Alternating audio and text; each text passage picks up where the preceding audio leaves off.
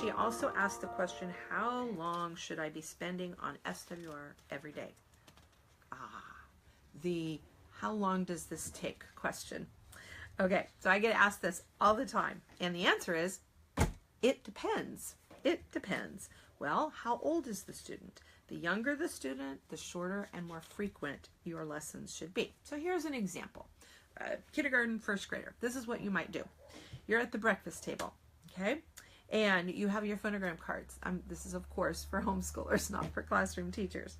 And before we leave the table, let's read whatever the phonograms are we've learned so far. I call that the learned stack. So here are the, maybe you're just getting ready to start the spelling list. All they've learned is A through Z. Haven't even introduced the first multi-letter phonogram. All those are in another stack. This is my learned stack. And then as I introduce multi-letter phonograms, my learned stack will grow. Okay, so we're at the breakfast table and let's just go through. Okay, okay, that took us about a minute. All right, so then, all right, you may go to your room and go make your bed and get dressed for the day and whatever. Maybe they're going to collect all the laundry in the house and take it out to the laundry room. Okay, now we're ready to start our SWR lesson. We sit down. I'm going to give a little warm-up quiz, maybe 5 phonograms. If I've started teaching spelling words, I might throw a word or two into that quiz. Quick little quiz. Then I'm going to teach whatever, if it's the beginning of the week, I would be teaching whatever the new words are that I need to teach for today. And that is probably not all of them. So if I'm teaching a first grader, I'm trying to do 20 words a week. I might teach 10 that first day. And then we'll practice reading the words that we just taught. Okay, we're done. Great. Why don't you go unload the dishwasher, or now you can move to your math or something like that. And then I'm going to work with my 4-year-old or something like that. Okay, and then we're going to come back and then I might then I'll give a quick quiz on what I just taught. I want to see what stuck in short-term memory, and then maybe I'm going to do that quiz on one of the reinforcement worksheets. So that's what the worksheets are for. I'll give a quick quiz, and that helps me set up a review activity that I can do later in the week. And so I'll give a quick quiz, and then let's see.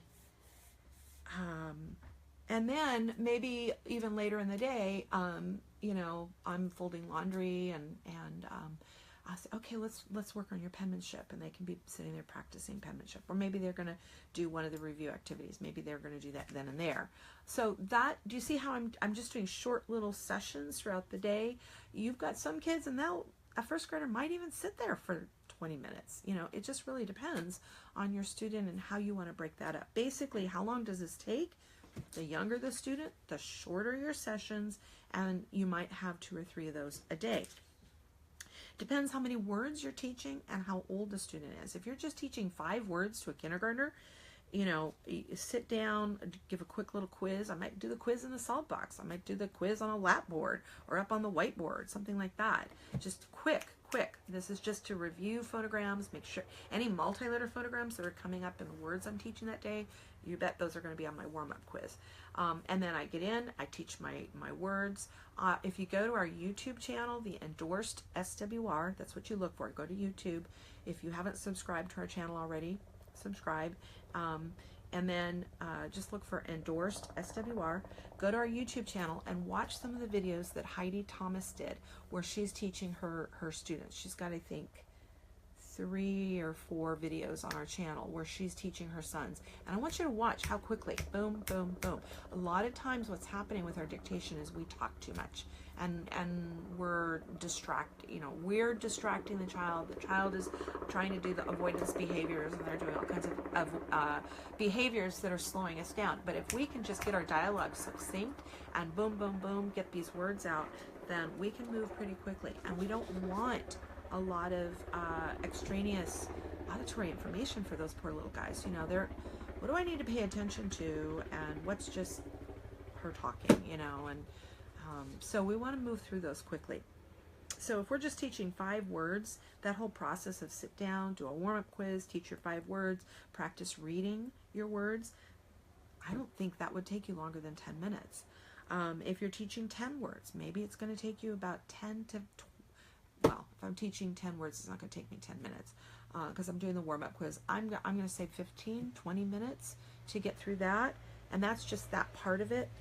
If I'm teaching 20 words, maybe I'm trying to get 40 words done this week. I'll teach 20 on one day, 20 the next day. It could take me, 25, 30 minutes. Basically, as long as you're not in the higher lists, which have lots and lots of syllables, and there's lots of ear training that has to happen with those words.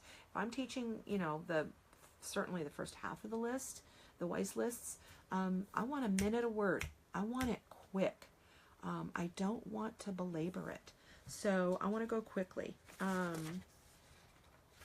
what else did I have? How long should I be spent? Oh, sorry. Just so you know, if you're teaching an older student, be aware that it's not just teaching the words. You've got a lot of reference pages that you need, especially at the beginning of the year. Like if you're working list P and above, you've got a lot of reference pages, so that's going to affect how much you can get done. Please don't try to do 2 or 3 reference pages and teach 20 words, and you're going to exhaust the kid. And if they're tired and they're like zoned out, you can go through the material, but they're not going to get any benefit out of it. Another thing to consider is when I say it depends. Well, it depends on what time of the year it is. If it's the first few weeks and you're just working on penmanship, well, then again, you're going to do, maybe 2 or 3 10-minute sessions throughout the day. Once you're into the lists and you're working with a younger student, well, then you've got, a steady pace to keep. You can have kind of a consistent time that you're spending. If it's near the holidays, or maybe spring fever has hit and everybody's just kind of like, I just want to be outside where it's sunny and beautiful, then maybe you're going to need to slow down your pace a little bit. Wanda has allowed for that. When she gave you the how many words a week, that was allowing for times of the year where you're not going to be teaching quite as many of the words. It also depends on what day of the week it is. If it's the first 2, what I like to do is the first 2 days of the week is when I would teach, I would split whatever the number of words I'm teaching that week, I would split it between those 2 days. So if I'm teaching 20 words this week, 10 words on day 1, 10 words on day 2. If it's kindergarten and I'm only teaching 10 words this week, well, 5 on day 1 and 5 on day 2. That might be a little bit more, I might need to take a little bit more time because I'm teaching that material. Whereas the other 2 more days of the week, I'm reviewing. Maybe I don't need to quite spend as much time, or maybe I need to give them a little bit more time to work on a writing activity where we're practicing our spelling words in the context of writing. So maybe we're going to need to spend a little bit more time on that. So it really depends. Just so you know, the way I do my lesson planning is the 5th day of the week tends to be a shorter day, because basically what do I need to do? I need to give the end of the week test, take samples of the writing that we did that week and dictate those sentences to the student, have them write them in his learning log. So, maybe I could have the student give me a phonogram quiz. They love doing that, and you need that. So there's other things that you can do on that day, but that day tends to be a shorter day. So like I said, it depends. I would just say when I was teaching this to my kids, I very specifically remember one year I had all 3 of my kids together. One was 8th grade, one was 6th grade, and one was 4th grade. And I basically scheduled anywhere from 30 to 40 minutes.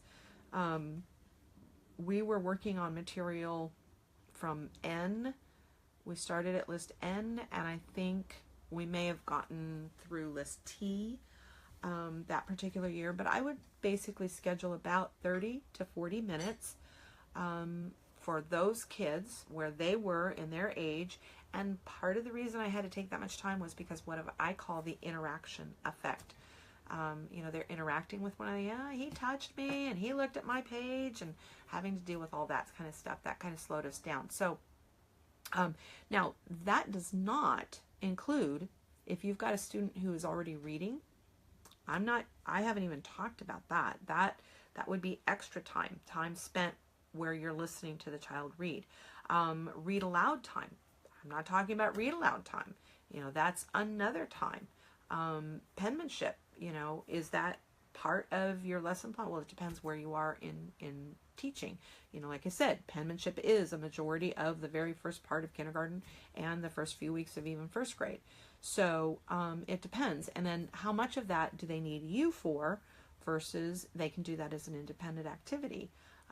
Once you get kids that are up and going, there's reinforcement activities that they can do on their own. So it just depends, it depends where you are. The number one thing to keep in mind is the younger the child, the shorter your lessons, but just have 2 or 3 of them throughout the day.